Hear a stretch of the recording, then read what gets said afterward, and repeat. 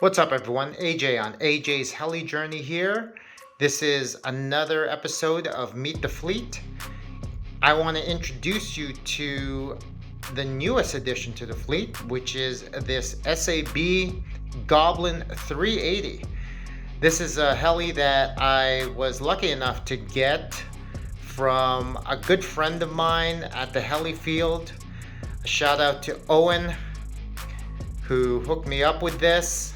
And yeah, so we're going to talk about what this heli is all about. So first thing is, let's talk about size comparison.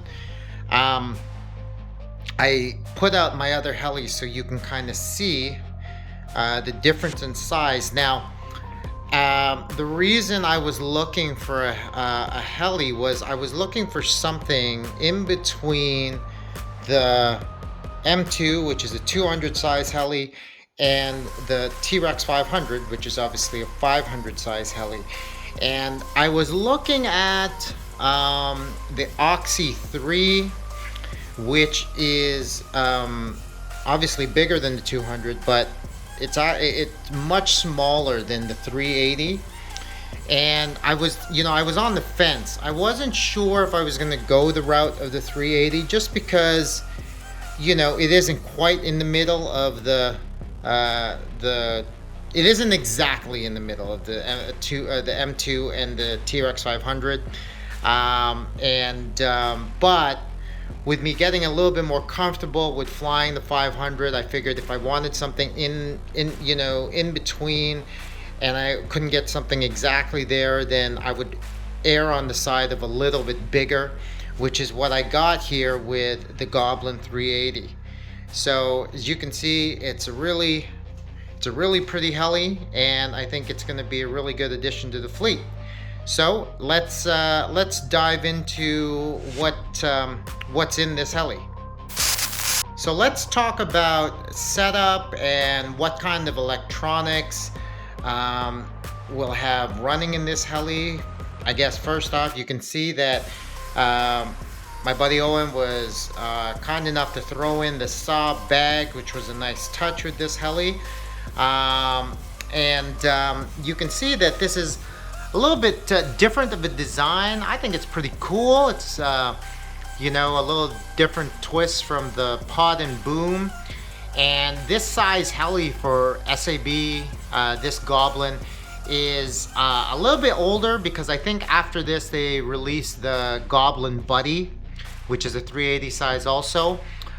You can see that there's the upgraded skids on this, which are carbon fiber, which are really pretty, but fortunately I don't really have super hard landings now, so those skids will probably be safe with me. But if you do go down hard with carbon fiber skids, I've heard anyways that they are more brittle and will likely break on you. So fingers crossed that I don't have that issue.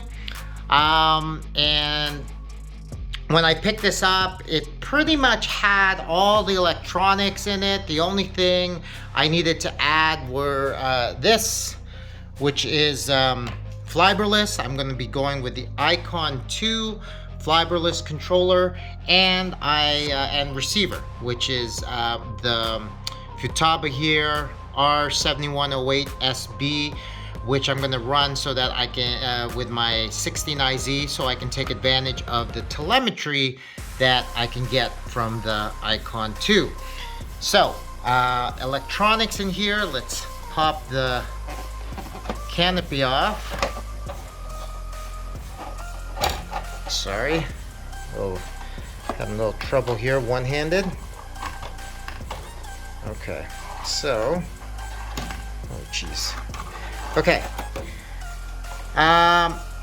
So you can see there's an X-Nova motor in here, 2820, 890 kV, and it is running underneath here. You'll see a Scorpion 80 amp.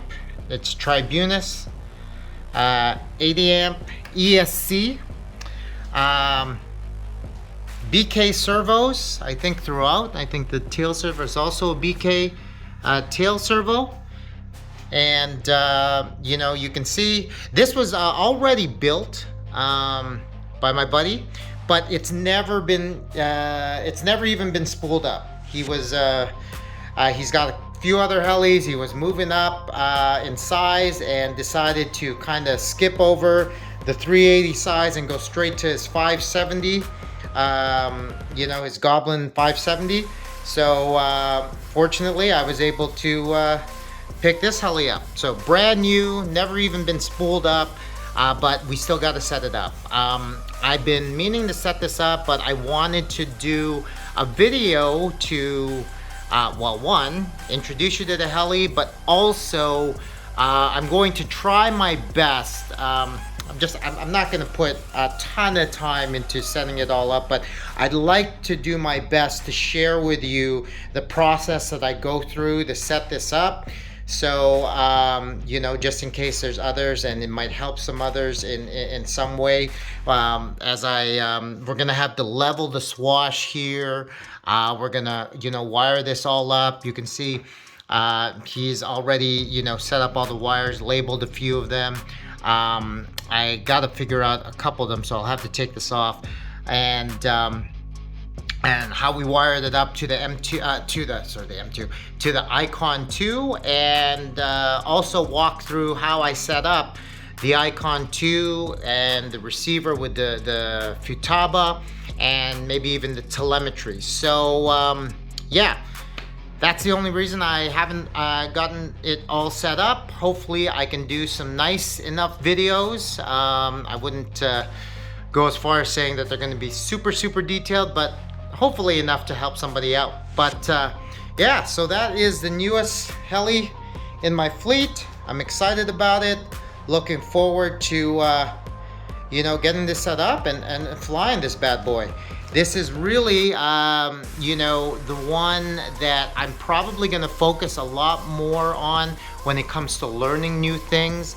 It's obviously smaller and a little cheaper to fix than the 500 when it comes to you know, any incidents or crashes, but it's also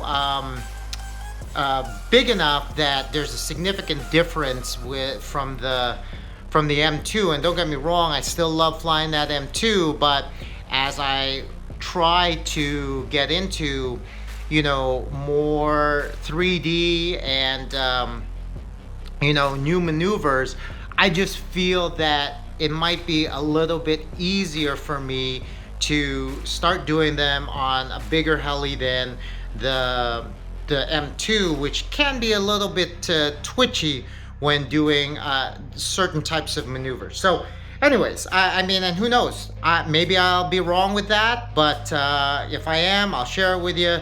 Either way, I think that this for now is going to be my go-to heli when it comes to trying, you know, new things. So for that reason, I'm pretty excited about getting it up in the air. So thanks for tuning in, and keep your eyes open for the setup videos.